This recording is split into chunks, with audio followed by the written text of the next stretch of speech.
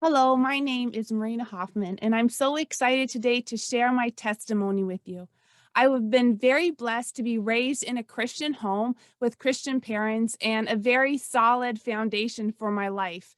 I actually loved the Bible so much that I pursued it in school all the way to a PhD, and I was very excited to have a career in teaching the Bible, which is my favorite topic. And really, God brought everything together.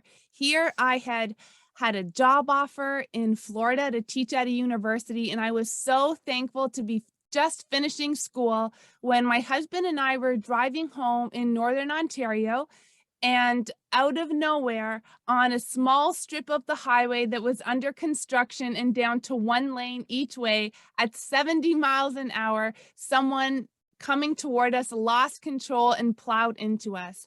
So you can imagine a combined impact of 140 miles an hour is not an impact that people generally survive under any circumstance.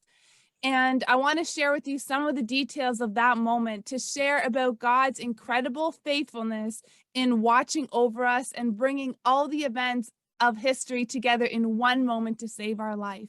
So, my husband was the first one to realize what happened. And I'll confess, I had no thoughts except, oh, I'm dead, seeing this car toward us. My husband, however, went into a limitless slow motion. And as each part of the car fell apart, he calculated everything that was happening. And at the very last second, when the brakes broke off and he had no control over the car, with his seatbelt on, in that moment, he threw himself over me to save me from all the glass. And a funny fact is that in that moment, he thought he was going to die for sure. I would probably survive because the car was headed toward more the driver's side, and I would be shattered with glass and have all kinds of scarring and be very ugly, and it would be hard for me to remarry. So the Lord works in mysterious ways, but with that motivation, he threw his body on top of me, pushing my head back against the headrest and throwing his torso over mine. And I jokingly say the first injury happened before the car crash, and that was when my own husband broke his one rib against the caddy trying to save my life. But although God worked it out in a humorous way, he saved my life in two ways. I ended up having a very significant brain injury. I couldn't even talk for 2 months. I had no memories. I was starting over in terms of my ability even to speak English, my first language. So the fact that he was holding my head, I believe, saved me from a much worse whiplash that probably would have left me dead. The second problem was that I had four lacerations to my bowels. And when I arrived at the hospital, no one knew how I was alive.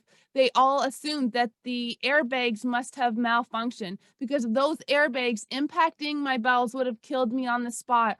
But my poor husband had taken all the airbags, and I had almost no bruising except a little bit on my legs from hitting the dashboard. So, in two ways, I believe my husband's actions saved my life. And would you believe the person in front of us had been a retired firefighter, and the couple behind us were EMT workers? So they jumped out of their car the second the accident happened and held me down because they assessed me that I probably had internal injuries. And despite flailing and literally acting like a crazy person trying to get out of the vehicle, they held me down for 48 minutes in icy cold weather in the winters of Canada and again saved my life. The surgeon said if I had tried to get out of the car, I would have died before ever standing up. And the surgeon took one look at me. Now, she was on her day off eating lunch in the cafeteria at the hospital with another surgeon. I think that was a little miracle in itself. I don't know how many of us would choose hospital cafeteria food for lunch, but there she was. And she immediately comes up, takes one look at me, and says, "This girl does not have time for your dye test and all your prep work. I'm going to do surgery right now." And because she was an older woman, she had been trained before all these dye tests. So she knew how over 10 hours to take out all my organs, find the problems herself, and stitch me back together. So I am a walking testimony that God still does miracles and is so faithful. And no matter how impossible the situation you face, God can make a way and do something in your life that you can't even imagine.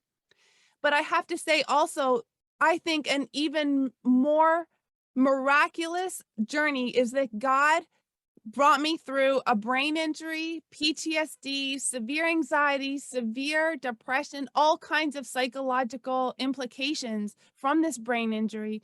And I looked out at life and I didn't think I had any future. I mean, here I was wanting to be a professor. I couldn't remember anything I had studied and I couldn't even speak English, never mind being terrified and filled with anxiety about every single thing.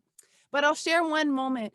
I was sitting on the couch, afraid of even going to the grocery store. And I have to say, my husband kindly moved to the middle of nowhere to help me. When I say the grocery store, I'm talking about a town without a light, and the road was gravel. So there was no cars that would come by me, I'm sure. But I was even afraid of such a little thing. But I realized as I sat on the couch, afraid for hours, even to get into the car to get some groceries, that I was already on a path of death.